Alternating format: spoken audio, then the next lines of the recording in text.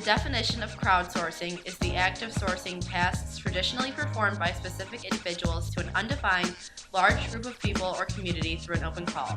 The term crowdsourcing is a combination of the words crowd and outsourcing, first coined by Jeff Howe's 2006 Wired magazine article, The Rise of Crowdsourcing. Howe explains that because technological advances have allowed for cheap consumer electronics, the gap between professionals and amateurs has been diminished. Companies are then able to take advantage of the talent of the public, and Howe states that it's not outsourcing, it's crowdsourcing. Mary D. Ojala states that crowdsourcing is a little like yelling a question at a very large crowd of people.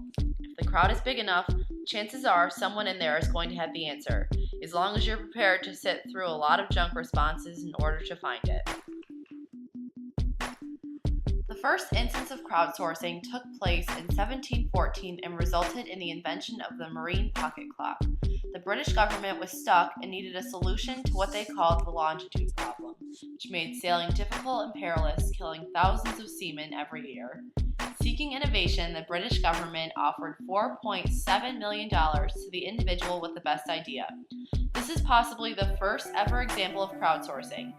In 1936, Toyota held a logo contest and received 27,000 entries, resulting in the symbol that represents the foreign cars today. In 1955, the premiere of NSW in Australia resulted from Joseph Cahill's contest, offering €5,000 to the person that designs the best building for part of Sydney's harbour. The contest received 233 entries from 32 countries around the world. The winning design is one of the most innovative landmarks in Australia today. These are some of the earliest and most popular examples of crowdsourcing. Blogs cannot be considered examples of crowdsourcing because only one person can publish thoughts and ideas while a crowd can merely follow. Forums, however, allow multiple people to contribute to a conversation and can therefore be an example of crowdsourcing. It was established that the concept of crowdsourcing depends essentially on the fact that because it is an open call to an undefined group of people, it gathers those who are most fit to perform tasks, solve complex problems, and contribute with the most relevant and fresh ideas. Crowdsourcing is so popularly used because this powerful tool allows for companies to take advantage of cheap labor and for people to take advantage of free knowledge. Businesses rely so heavily on crowdsourcing because it allows them to get new ideas and solutions from amateurs who won't charge them money for their suggestions. When a corporation has a problem, instead of hiring one person to solve the dilemma, they choose to involve a crowd. Because when broadcasting to a larger group of people, businesses are able to pick and choose what solution works best for their particular setback. Once the need for a solution to a dilemma is advertised online, the crowd begins to submit their ideas and the company benefits from the profits. So what companies use this powerful tool? It's surprising how many well-known businesses use crowdsourcing. Netflix, Amazon, Threadless, Foldit, CrowdSprings, We Are Hunted, and many more. Threadless, arguably the most popular crowdsourcing business around, asks the crowd to submit t-shirt designs and rewards the best idea with cash in the manufacturing of their t-shirt. On the Foldit site, users can go online and play a protein folding game, which is then reviewed by scientists who are working to discover new ways to fight and cure diseases. CrowdSprings is a place where companies and businesses can post wanted copyright assignments or logo design ads. From here, the crowd can submit their proposal, which is then reviewed by the company for selection.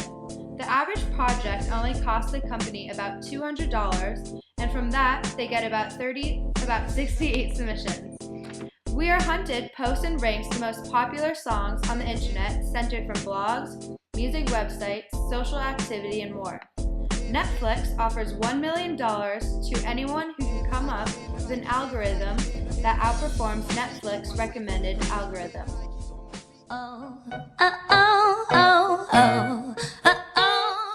When it comes to crowdsourcing, two notorious names come to mind: Wikipedia, the free encyclopedia, and Yahoo Answers. These resources are utilized on a daily basis by thousands of people and are never given a second thought as to what's being engaged in. Wikipedia was launched on the internet on January 15, 2001 by Jimmy Wales, an Alabama native who spent much of his younger years reading through the encyclopedias. Wikipedia started out with one language, being English. Within 1 year, it grew to accommodate 18 languages and over 20,000 articles covering information about anything and everything. The significance of Wikipedia to the crowdsourcing world is that the crowd both creates it and uses it. With over 14 million articles, Wikipedia is one of, if not the most powerful, still growing crowdsourcing sites on the web. Is the best thing ever. Anyone in the world can write anything they want about any subject.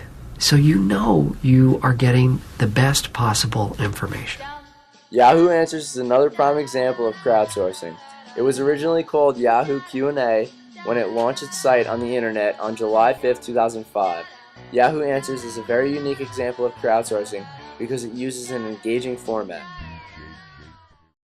Yahoo Answers and Wikipedia are two incredible examples of crowdsourcing. The line between media and consumer has been blurred and has allowed the crowd and the masses to have significant power in the world wide today by asking and answering each other's questions and exchanging research and other ideas.